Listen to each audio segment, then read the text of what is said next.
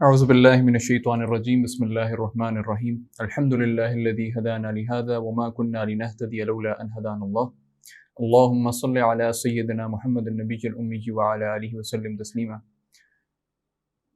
هو الذی ارسل رسولہ بالہدى ودین الحق لیظہرہ علی الدین کلہ وکفى باللہ شہیدا۔ الحمدللہ، اللہ کے فضل سے، اللہ کے کرم سے ہم لاسٹ لیکچر کے اندر صلح حدیبیہ کو کور کر چکے تھے۔ ہم نے دیکھا تھا کہ رسول اللہ صلی اللہ علیہ وآلہ وسلم کو ایک خواب آتا ہے جس کے ضمن میں رسول اللہ صلی اللہ علیہ وآلہ وسلم صحابہ کی ایک جماعت کے ساتھ عمرہ کرنے کے لیے مکہ کا رخ کرتے ہیں، لیکن وہاں جا کے خالد بن ولید کا دستہ ایک رستے میں ملتا ہے جس کو رسول اللہ صلی اللہ علیہ وآلہ وسلم اوائڈ کرتے ہوئے مکہ کے قریب جا کے پڑاؤ ڈالتے ہیں۔ پھر حضرت عثمان کی شہادت کی خبر اور ڈیفرنٹ نیگوشیشنز ہوتی ہیں درمیان میں قریش مکہ کے اور مدینہ والوں کے، صحابہ کے، جس میں اینڈ پہ سہیل بن عمر جو ہیں وہ آتے ہیں اور رسول اللہ صلی اللہ علیہ وآلہ وسلم کے سامنے کچھ پوائنٹس رکھتے ہیں اور رسول اللہ صلی اللہ علیہ وآلہ وسلم اس پر ان سے صلح کر لیتے ہیں اور صلح کے لیے تیار ہو جاتے ہیں۔ اس کے بعد جو آج ہم دیکھیں گے وہ ہم دیکھیں گے کہ صلح حدیبیہ کے بعد کون سے واقعات پیش آئے۔ رسول اللہ صلی اللہ علیہ وآلہ وسلم نے خطوط بھیجے ڈفرینٹ علاقوں میں۔ قرآن میں ہم ایک چیز دیکھتے ہیں کہ انبیاء کو ڈفرینٹ قوموں کی طرف بھیجا گیا اور ان انبیاء کا ایک ہی پیغام تھا کہ اللہ رب العزت کو مان لو، سرکشی سے باز آ جاؤ اور مجھے اللہ کا رسول مان لو۔ حضرت نوح کے بارے میں بھی ہم ایسے دیکھتے ہیں، حضرت لوط کے بارے میں دیکھتے ہیں، حضرت شعیب کے بارے میں دیکھتے ہیں، حضرت عیسیٰ کے بارے میں دیکھتے ہیں، پھر حضرت موسیٰ کی باری آتی ہے۔ اللہ رب العزت ہر موسیٰ کے بارے میں ڈائریکٹ انہیں یہ کرتے ہیں کہ تم جاؤ فرعون کے پاس، ڈائریکٹ ایک بادشاہ کے پاس بھیجا جاتا ہے کہ جا کے اسے سمجھاؤ کہ وہ سرکشی سے باز آ جائے اور بنی اسرائیل کو وہ آزاد کر دے۔ حضرت موسیٰ اس کے پاس جاتے ہیں اور بتاتے ہیں کہ میں اللہ کا نبی ہوں اور یہ میرا بھائی ہارون اللہ کا نبی ہے اور ہم تمہیں یہ پیغام دینے آئے ہیں کہ تم اپنی سرکشی سے باز آ جاؤ، اس ظلم سے باز آ جاؤ، اس زیادتی سے باز آ جاؤ اور بنی اسرائیل کو آزاد کر کے ہمارے ساتھ بھیج دو۔ وہ اس پر رزسٹ کرتا ہے اور اس کے بعد اس کی ہلاکت کا باعث بنتی ہے یہ چیز۔ بنی اسرائیل آزاد ہو جاتے ہیں۔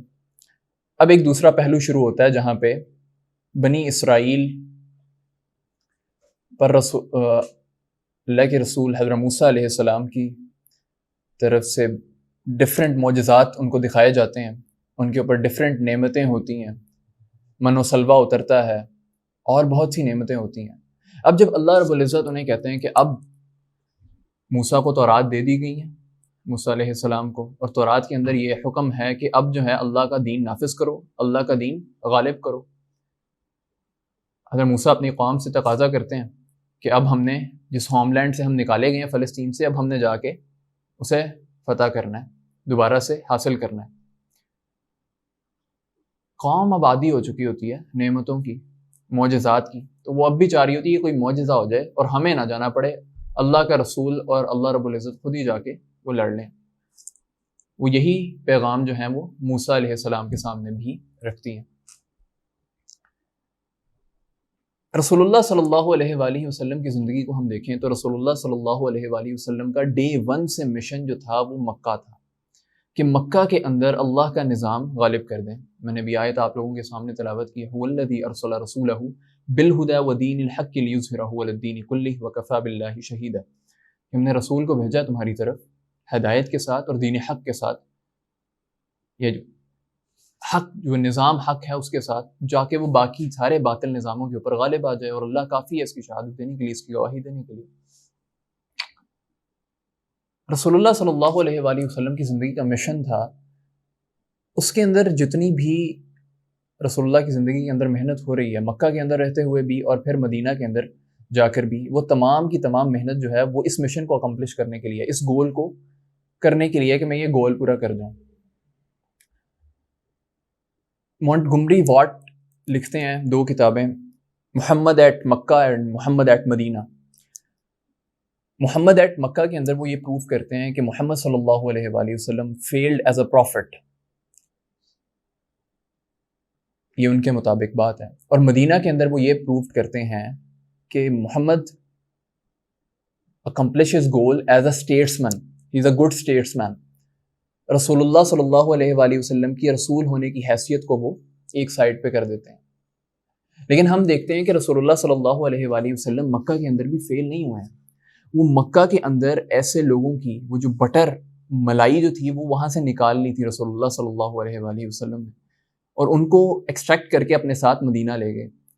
پھر ایک عام تصور جو ہمارے ذہنوں کے اندر آتا ہے وہ کہ رسول اللہ صلی اللہ علیہ وآلہ وسلم جو ہیں وہ دعوت و تبلیغ کے لیے امن کی دعوت لے کے آئے تھے. ہمارے مشہور دانشور بھی اس بات کا تذکرہ کرتے ہوئے ہمیں نظر آتے ہیں کہ اسلام امن کا دین ہے، اسلام کے اندر نہیں ہے، اسلام صلح جوئی کو پروموٹ کرتا ہے، اور اس طرح کی باتیں کرتے ہوئے ہمیں نظر آتے ہیں کہ دیکھیں نا، رسول اللہ صلی اللہ علیہ وآلہ وسلم مدینہ آئے تو انہوں نے یہودیوں کے ساتھ بھی صلح کر لی، یہودیوں کے ساتھ بھی معاہدے کے اندر آ گئے، اور رسول اللہ صلی اللہ علیہ وآلہ وسلم صلح حدیبیہ کی تو مشرکین کے ساتھ، مشرکین مکہ کے ساتھ بھی صلح کر لی. لیکن جب ہم انہیں یہی بات کہتے ہیں کہ پھر جب ابو سفیان آیا اور رسول اللہ سے تجدید چاہی صلح کے اوپر، تو رسول اللہ نے اس پر تجدید کیوں نہیں کی، اور رسول اللہ صلی اللہ علیہ وآلہ وسلم نے جنگ کی مسلط کی، تو اس کا کوئی جواب ان کے پاس نہیں ہوتا ہے. تو رسول اللہ کا ایک یہ مشن تھا. پھر ہم دیکھتے ہیں کہ حضرت موسیٰ نے جب اپنی قوم سے کہا تو موسیٰ کی قوم نے منع کر دیا اور کہہ دیا کہ آپ اور آپ کا خدا جا کے لڑ لیں. لیکن یہاں پہ صحابہ کے بار بار ہمیں آتا ہے جنگ احد میں، جنگ بدر میں، کہ اللہ کے رسول آپ ہمیں قیاس نہ کیجئے موسیٰ علیہ السلام کی قوم پر، ہم نے آپ سے وعدہ کیا ہے، ہم آپ کو اپنے بچوں کی طرح لیتے ہیں، ہم آپ کے لیے جان دینے کو تیار ہیں. تو صحابہ نے یہ پروف کیا. تو رسول اللہ صلی اللہ علیہ وآلہ وسلم جب مدینہ آئے ہیں تو مدینہ کے اندر آ کر بھی جو ان کا پہلے اقدام ہے کہ مسجد نبوی کی تعمیر ہے، وہ بھی اس مشن کا ایک حصہ ہے. پھر مواقعات مدینہ ہیں، صحابہ کے اندر، مہاجرین صحابہ اور انصار صحابہ کے اندر جو آپس کے اندر محبت ڈالنی ہے، مواقعات کرائیں، وہ بھی ایک بہت بڑی مثال ہے. پھر جو پورے مدینہ کے اندر میثاق مدینہ ہوا ہے، یہودیوں کے ساتھ معاہدے ہوئے ہیں اور قبیلوں کے ساتھ معاہدے ہوئے ہیں، وہ بھی اسی کا ایک حصہ ہے کہ مدینہ کی ٹیریٹری کو پہلے وہ سیکیور کیا ہے، پھر مکہ کی طرف رخ کیا ہے. اب جب مکہ کے جتنے قافلوں کو روکا جا رہا ہے، رستوں کے اندر سرایا بھیجے جا رہے ہیں، غزوات بھیجے جا رہے ہیں، اگر مقصد صرف دعوت ہوتا تو رسول اللہ صلی اللہ علیہ وآلہ وسلم مدینہ میں آ گئے تھے. اب تو مدینہ ایک نئی جگہ تھی، ایک نیا پلیٹ فارم تھا رسول اللہ صلی اللہ علیہ وآلہ وسلم کے لیے، دعوت دیتے. مدینہ کے اندر رسول اللہ نے آ کے یہ تو نہیں کیا کہ پہلے تمام یہودیوں کو دعوت دیں اور ان کے پاس جائیں اور ان کو ایمان کے اوپر لے آئیں. ابھی تو اوس اور خزرج کے پورے لوگ ایمان نہیں لائے تھے جب غزوہ بدر پیش آ جاتی ہے. تو رسول اللہ صلی اللہ علیہ وآلہ وسلم نے ادھر جاتے ہی اپنے مشن کے لیے پہلا سٹیپ اٹھانا شروع کیا اور سرایا بھیجنے شروع کیے، غزوات بھیجنے شروع کیے، اور اس کے اندر مکہ والوں کو یہ ریلائز کرایا کہ اب ہم تم لوگوں کے رستے کے اندر بیٹھ رہے ہیں، ہم تم لوگوں کی جو اکانومی کی جو پار بنی ہوئی ہو نا تم لوگ یہاں پہ، وہ اب ہم لوگ تم لوگ کو چھیڑیں گے، اور یہ جو تم لوگ پولیٹیکل پاور یہاں پہ بنے ہوئے ہو نا، اب ہم تم لوگوں کو رہنے نہیں دیں گے. اب ایک اور پاور یہاں پہ ابھر رہی ہے. سملر کیس وہاں پہ تھا جب موسیٰ علیہ السلام کو کہا کہ آپ فلسطین میں جائیں اور اب قبضہ کریں، اپنا ہوم لینڈ واپس لیں. سملر کیس یہاں پہ تھا، لیکن وہاں پہ قوم نے ساتھ نہیں دیا، وہاں پہ موسیٰ علیہ السلام کے ساتھیوں نے ساتھ نہیں دیا، تو ان کا مشن وہیں پہ سٹاپ ہو گیا. ادھر رسول اللہ صلی اللہ علیہ وآلہ وسلم کے ساتھیوں نے رسول اللہ کا بھرپور ساتھ دیا، تو رسول اللہ اس مشن کی انکمپلشمنٹ کی طرف آگے بڑھتے رہے. اب کیا ہوتا ہے کہ درمیان کے اندر واقعات ہم دیکھ لیتے ہیں. جب رسول اللہ صلی اللہ علیہ وآلہ وسلم کی صلح ہو گئی ہے مکہ سے قریش والوں کے ساتھ، تو اب رسول اللہ کو وہاں سے ایک اینڈ سیکیور مل گیا. تو رسول اللہ صلی اللہ علیہ وآلہ وسلم نے فوراً جو ارد گرد کے دوسرے علاقے ہیں ان کی طرف پیغامات بھیجے ہیں. ان پیغامات کو ہم ایک دفعہ دیکھ لیتے ہیں، ان پیغامات میں کیا باتیں ڈسکس ہوئی ہیں.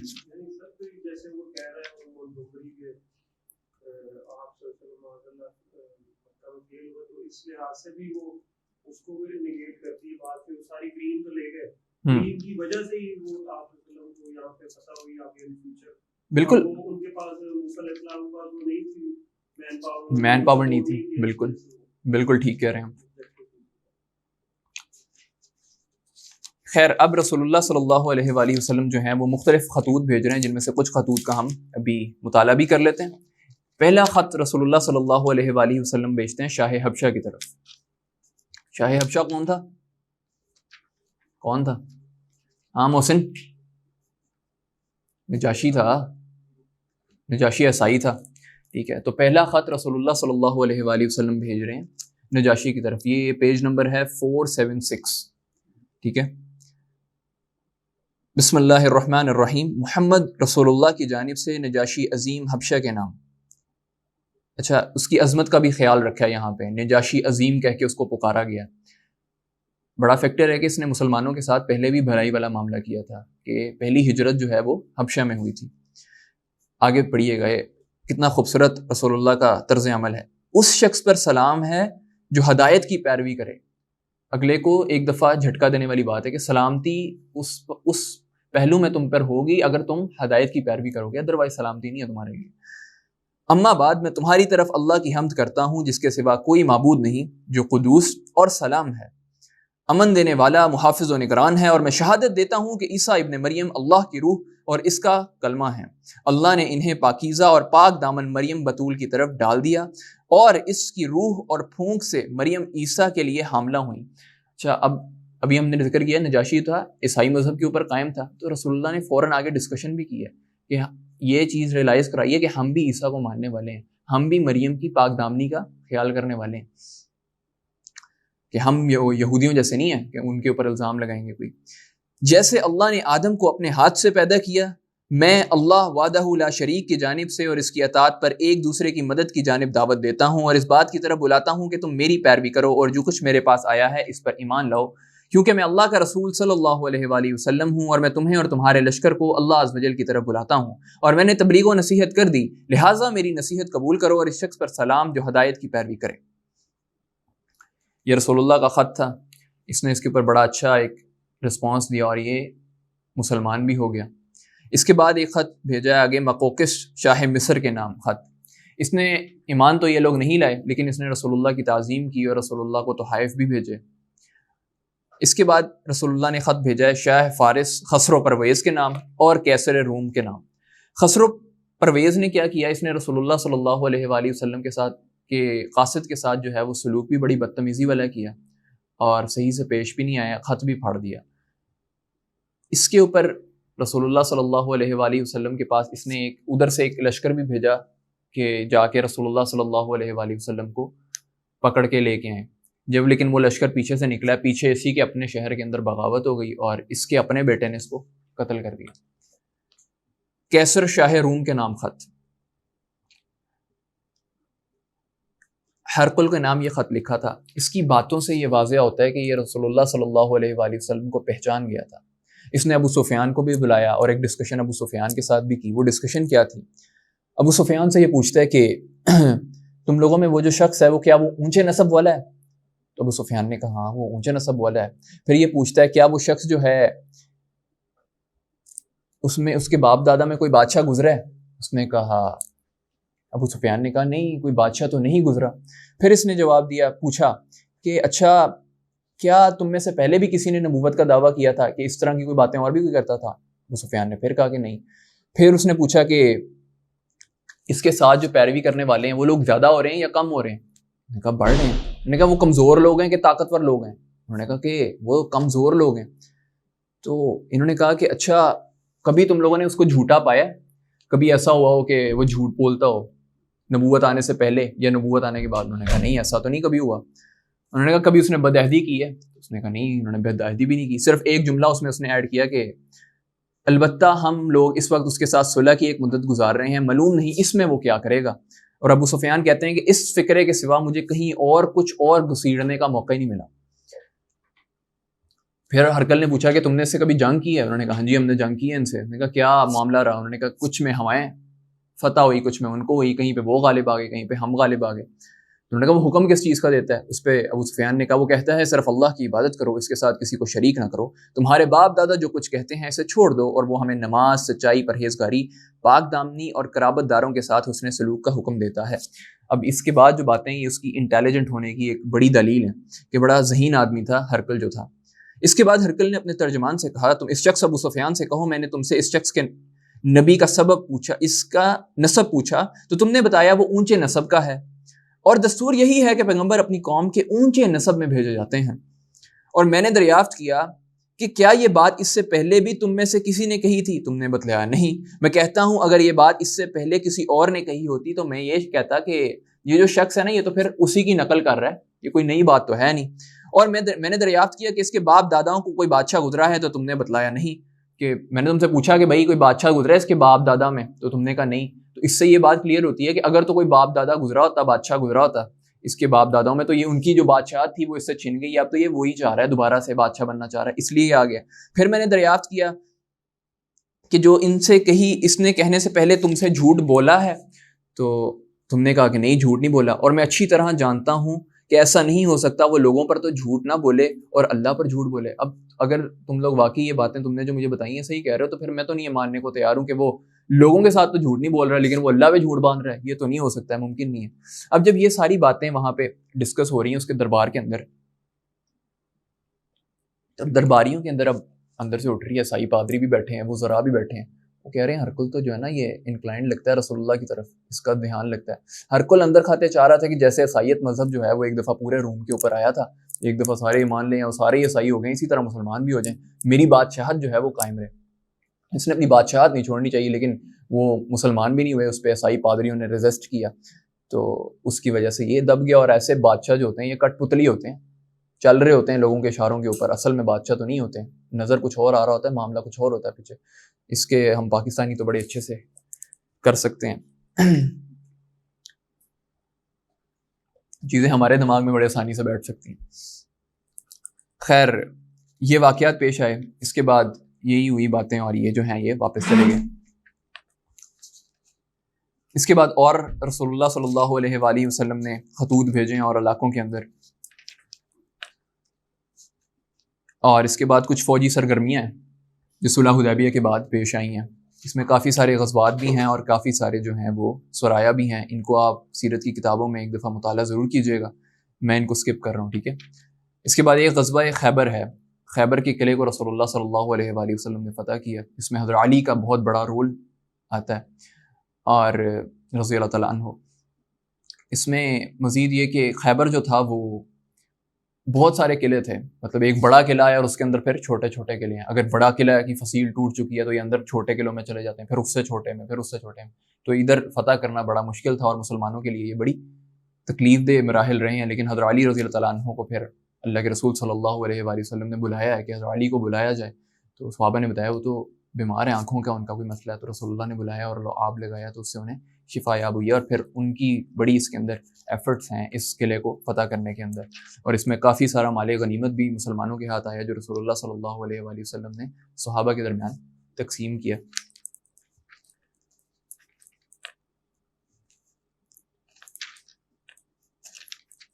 اس کے بعد ہم ذکر کرتے ہیں جو ایک لاسٹ ہم نے جب صلح حدیبیہ میں پڑھا تھا، عمرہ کرنے گئے تھے تو ان کے شک کے اندر ایک یہ بھی تھی لائن کہ اگلے سال آپ لوگ عمرہ کرنے آئیں گے، اس سال آپ لوگ واپس چلے جائیں۔ اب اگلے سال رسول اللہ صلی اللہ علیہ وآلہ وسلم صحابہ کی ایک جماعت کے ساتھ عمرہ کرنے گئے ہیں اور جا کے عمرہ کیا۔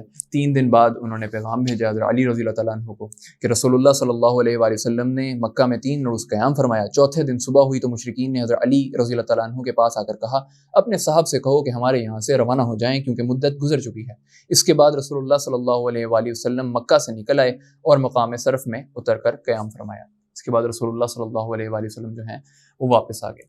اچھا، ہم نے ایک اور پیچھے پوائنٹ دیکھا تھا انہی کے اندر جو معاہدہ ہوا تھا، اس کے اندر اس کو ہم ڈسکس کرتے ہیں۔ ابھی ایک ہم بس مارکہ موتا پڑھ لیں، اس کو موتا بھی پڑھتے ہیں عام ڈسکشن کے اندر، لیکن جو اس کی پروناؤنسیشن ہے کیونکہ میم کے اوپر پیش آ رہی ہے تو موتا اس کی ایگزیکٹ بنتی ہے، لیکن پڑھنے کے اندر جو ہمارے زبان کے اوپر چڑھ چکا ہے وہ موتا آتا ہے، مارکہ موتا۔ اس مارکے کا سبب کیا بنا؟ اس میں رسول اللہ صلی اللہ علیہ وآلہ وسلم کے ایک صحابی ہیں حضرت حارث بن عمیر رضی اللہ تعالیٰ عنہ، ان کو اپنا خط دے کر رسول اللہ صلی اللہ علیہ وآلہ وسلم نے حاکم بصرہ کے پاس بھیجا۔ رستے میں کیا ہوا کہ انہیں کیسر روم کے گورنر شلجیل بن عمر غسانی نے جو بلقا پر مامور تھا گرفتار کر لیا اور مضبوطی سے باندھ کر ان کی گردن مار دی۔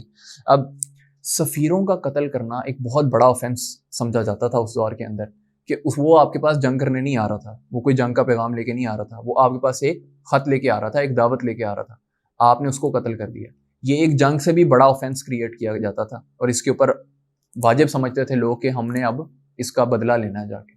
اب رسول اللہ صلی اللہ علیہ وآلہ وسلم کے پاس جب یہ خبر پہنچی ہے تو رسول اللہ صلی اللہ علیہ وآلہ وسلم نے کہا کہ اب تیار ہوں گے. رسول اللہ نے زید بن حارثہ کی قیادت کے اندر 3000 کا لشکر تیار کیا اور اتنا بڑا لشکر رسول اللہ کی زندگی کے اندر اور اس سے پہلے کوئی بھی نہیں تھا, کبھی بھی کسی مہم کے اوپر نہیں بھیجا گیا. 3000 کا لشکر تیار ہوا.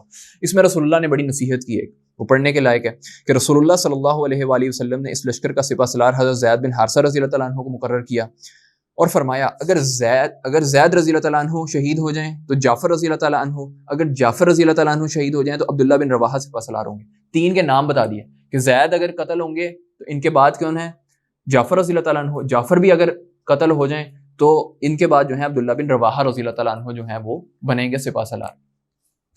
لشکر کی روانگی کا وقت آ گیا. جب اسلامی لشکر روانگی کے لیے تیار ہو گیا تو لوگوں نے رہ کر رسول اللہ صلی اللہ علیہ وآلہ وسلم کے مقررہ سپہ سالاروں کو الوداع کہا اور سلام کیا.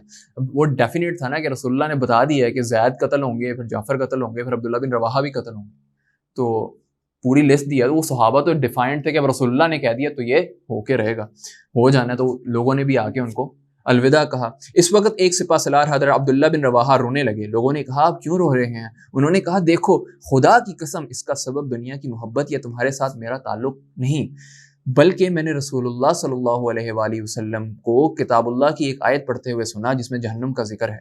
وَإِن مِّنكُمْ إِلَّا وَارِدُهَا كَانَ عَلَىٰ رَبِّكَ حَتْمًا مَّقْضِيًّا, تم میں سے ہر شخص جہنم پر وارد ہونے والا ہے, کہ تمہارے رب پر ایک لازمی اور فیصلہ کی ہوئی بات ہے. میں نہیں جانتا جہنم پر وارد ہونے کے بعد کیسے پلٹ سکوں گا. اس وقت بھی یہ فکر, ایک آخرت کی فکر مسلمانوں کو ستا رہی ہے. وہ سپہ سالاروں کو جہاد میں جا رہے ہیں, اللہ کے راستے میں لڑنے جا رہے ہیں, لیکن اندر یہ فکر لگی ہوئی ہے. بڑا مقام ہے. مسلمانوں نے کہا اللہ سلامتی کے ساتھ آپ لوگوں کا ساتھی ہو, آپ کی طرف سے دفاع کرے اور آپ کو ہماری طرف نیکی اور غنیمت کے ساتھ لوٹائے.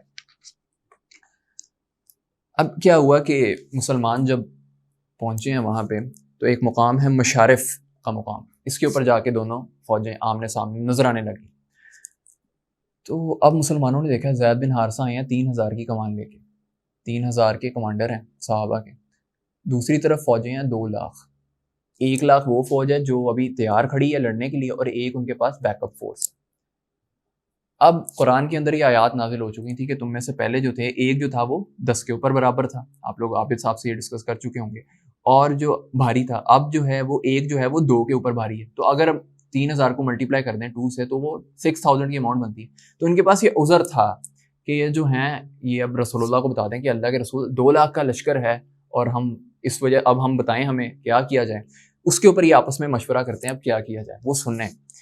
مسلمانوں کے حساب میں سرے سے یہ بات تھی ہی نہیں کہ انہیں ایسے لشکر جرار سے سابقہ پیش آئے گا جس سے وہ اس دور دراز سرزمین میں یکدم اچانک 2-4 ہو گئے تھے. اچھا پہلے جتنی مہمات ہیں وہ ساری یہ عرب کے حدود کے اندر ہو رہی ہیں, مکہ والوں سے ہو رہی ہیں, ارد گرد کے قبائل سے ہو رہی ہیں, یہودیوں سے ہو رہی ہیں. یہ پہلی ہے جو ڈائریکٹ ایک پوری الائنڈ فورس ہے, جو فوجی ان کے تو پورے فوجی دستے ہیں, رومی پوری ایک سلطنت ہے, اس کے پوری ایک آگے اسکواڈ ہے, پورا آرمی کا بیک گراؤنڈ ہے.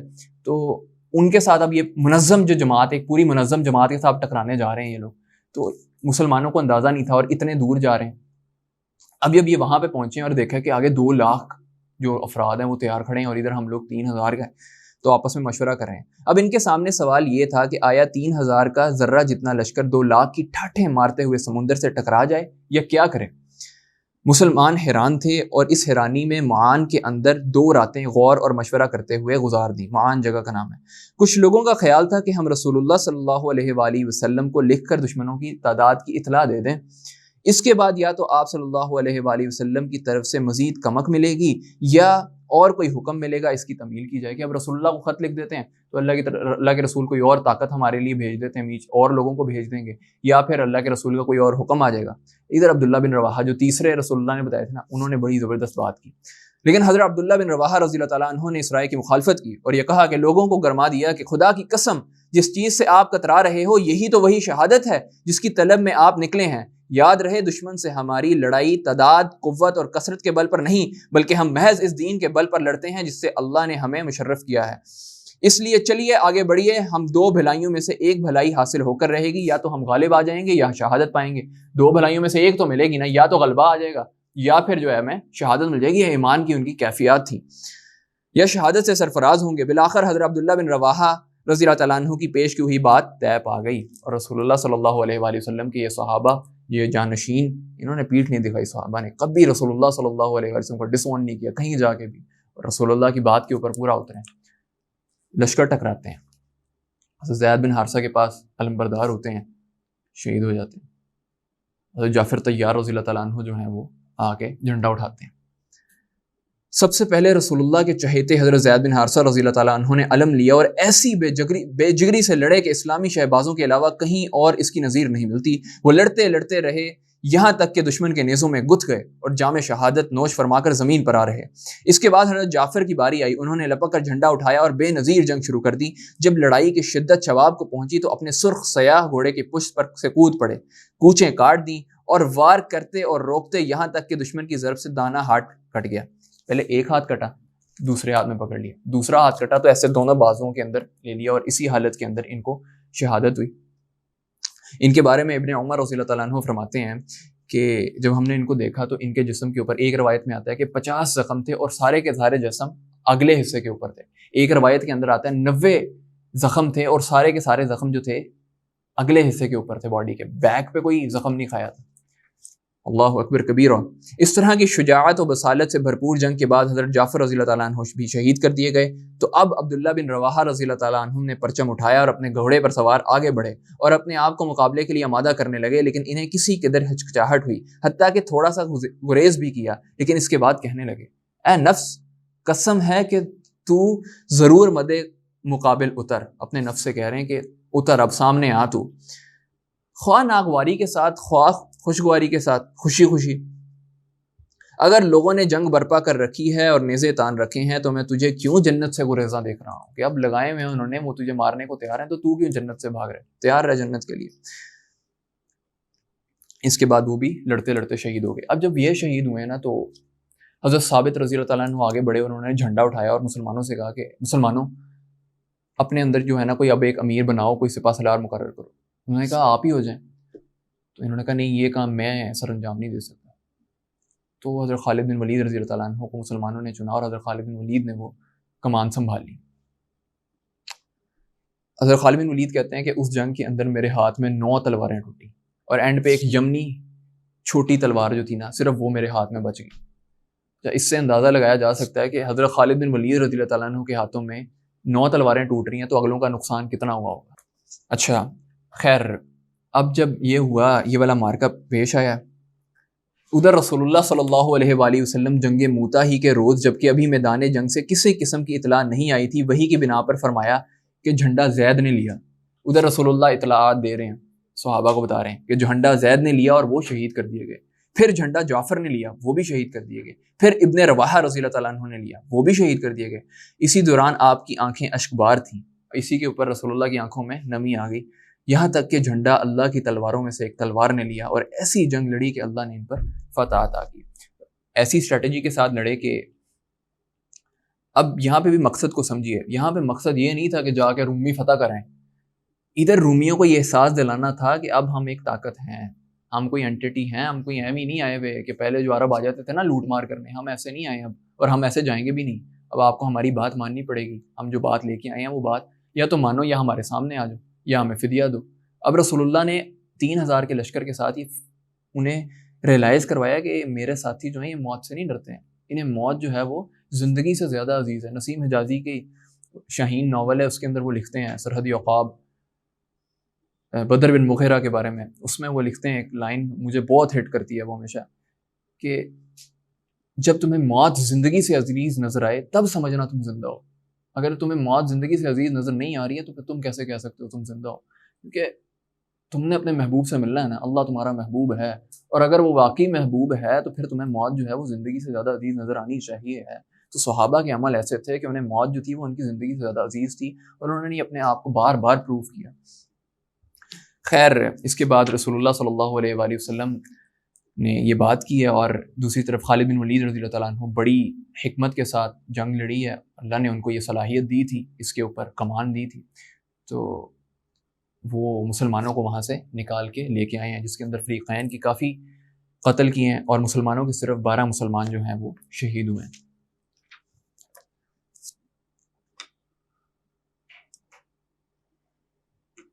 اس کے بعد ہے غزوہ فتح مکہ، جو رسول اللہ صلی اللہ علیہ وآلہ وسلم کا گول تھا۔ گول کیسے تھا؟ ہم نے پہلے بھی اس کے اوپر لیکچر کے سٹارٹ میں ڈسکشن کر لی کہ مکہ جو تھا وہ عرب کا کیپٹل تھا۔ رسول اللہ صلی اللہ علیہ وآلہ وسلم اسی گول کو لے کے چل رہے تھے کہ مکہ کیپٹل ہے، مکہ کے اوپر حکومت ہو گئی، مکہ کے اوپر اسلام کا جھنڈا لہرا گیا، مکہ کے اندر سے بت ٹوٹ گئے تو یہ پورے عرب کے اندر بات پھیل جائے گی اور پورے عرب کے اندر مسلمانوں کا ایک ڈنکا بچ جائے گا۔ رسول اللہ کو اس بات کا پورا یقین تھا۔ سملرلی کہ وہاں پہ موسیٰ علیہ السلام کو بھی کہا گیا تھا آپ جا کے فلسطین کو فتح کریں، اپنے ہوم لینڈ کو فتح کریں، اس میں بھی یہی تھا کہ آپ دین کو غالب کریں وہاں جا کے۔ ادھر رسول اللہ صلی اللہ علیہ وآلہ وسلم کے بارے میں بھی یہی تھا کہ آپ دین کو غالب کریں۔ اصل مقصد یہ تھا کہ وہ جو نظام ہے وہ نظام آپ یہاں پہ لے کے آئیں، صرف دعوت و تبلیغ محض مقصد نہیں تھا رسول اللہ صلی اللہ علیہ وآلہ وسلم کا۔ الحمدللہ ہم سیرت کے اندر آخری مقامات میں پہنچ گئے ہیں۔ سیرت کو میرا پڑھانے کا جو میں نے ڈاکٹر صاحب سے پڑھی، بیسک جو مقصد تھا وہ یہ تھیم آپ لوگوں کو دینا تھا کہ رسول اللہ صلی اللہ علیہ وآلہ وسلم کی پوری زندگی جو ہے وہ بامقصد گزری ہے۔ غزوہ فتح مکہ کا سبب کیا بنا کہ جب صلح حدیبیہ ہوئی تو اس کے اندر ایک شک تھی جو برابری کی، باقی ساری شکیں تو ان کے حق میں جا رہی تھیں، سارے فیصلے ان کے حق میں تھے کہ بھائی آپ کا کوئی بندہ جو ہے وہ مکہ آ گیا تو ہم دیں گے نہیں، ہمارا بندہ مسلمان ہو کے آپ کے پاس آ جائے آپ نے واپس کرنا ہے۔ یہ کیسی بات ہے؟ بظاہر یہ جو تھی یہ نظر میں نہیں آ رہی تھی مسلمانوں کے حق میں، مسلمان اس پر راضی بھی نہیں تھے۔ رسول اللہ کی دور اندیشی تک ہر کوئی نہیں پہنچ سکتا تھا۔ ایون حضرت عمر کے بھی بارے میں آتا ہے کہ وہ رسول اللہ کے پاس جا کے انہوں نے کہا کہ اللہ کے رسول ہم کس بات پہ فیصلہ کر رہے ہیں، ہم دب کیوں رہے ہیں؟ لیکن رسول اللہ کو اس کی حکمتیں نظر آ رہی تھیں، وہ ہم نے بعد میں دیکھی بھی۔ دوسری طرف کیا ہوا کہ اور باقی جو شکیں تھیں اس کے اندر باقی جو فیصلے تھے وہ ان میں ایک فیصلہ صرف ایسا تھا جو دونوں کے حق میں برابر تھا کہ اگر تو کوئی قبیلہ مسلمانوں کا حلیف بننا چاہتا ہے تو وہ ان کا بن جائے، کوئی قریش کا بننا چاہتا ہے تو وہ ان کا بن جائے۔ اب یہ ایک ایسا فیصلہ تھا جو مسلمانوں کے حق میں بھی 50 تھا اور ان کے حق میں بھی 50-50 برابر میں آ رہا تھا یہ۔ تو اس میں کیا ہوا، بنو خزاع نے مسلمانوں کی سائڈ لے لی اور بنو بکر نے قریشیوں کی سائڈ لی۔ اب ویسے تو یہ تحریر ہو چکا تھا فیصلہ، تو اس میں کوئی نہیں تھی بات ایسی کہ بنو خزاع نے مسلمانوں کی سائڈ لی، لیکن قریش کو اندر سے چبھی ضروری ہے۔ ہمارے ہاں اگر امریکہ نے جب اسامہ بن لادن کو مانگا، اسامہ بن لادن نے جا کے پناہ لی تھی، سویڈن میں لی تھی،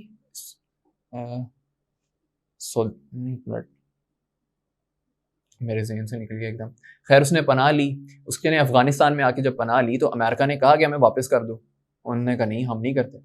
امریکہ کو کیا تب تھی اس پہ کہ بھائی ہم سپر پاور ہیں، ہماری نہیں مان رہا، پناہ ہی دی تھی نا ایک کہ ہمارے بندے کو انہوں نے پناہ دی۔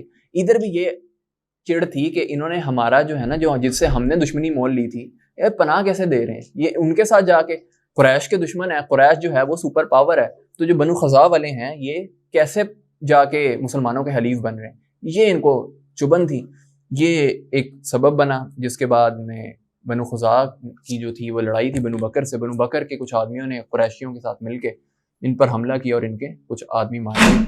اس پہ وہ رسول اللہ صلی اللہ علیہ وآلہ وسلم کے پاس پہنچے اور رسول اللہ سے درخواست کی کہ اللہ کے رسول آپ جو ہے نا اس پر ہمیں فیصلہ دلوائیں۔ یہ تو تھا جو سبب بنا۔ انشاءاللہ ہم آگے جو ہیں وہ ڈسکس کر لیں گے نیکسٹ کلاس کے اندر۔ ابھی عابد صاحب آ گئے ہیں تو عابد صاحب انشاءاللہ کنٹینیو کریں گے۔ جو حق بیان ہوا ہے وہ آج بھی اللہ کا ہے، وہ کل بھی اللہ کا تھا، وہ آنے والے کل بھی اللہ کا رہے گا۔ جو غلطیاں تھیں وہ میری تھیں، اللہ مجھے معاف فرمائے۔ جزاک اللہ خیر۔